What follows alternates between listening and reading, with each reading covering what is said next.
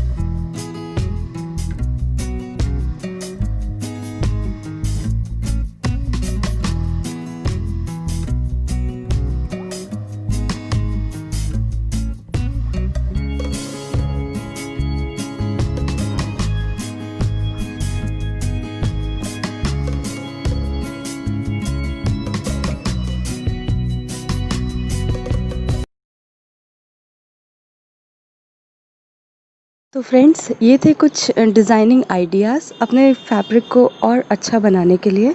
अगर आप इसी तरह के और डिज़ाइंस या कुछ डिफरेंट डिज़ाइंस देखना चाहते हैं तो कमेंट सेक्शन में ज़रूर शेयर करें। और अगर आपने अभी तक हमारे चैनल को सब्सक्राइब नहीं किया है तो सब्सक्राइब कर लें और इस बेल आइकॉन को भी क्लिक कर दें। वीडियो देखने के लिए शुक्रिया।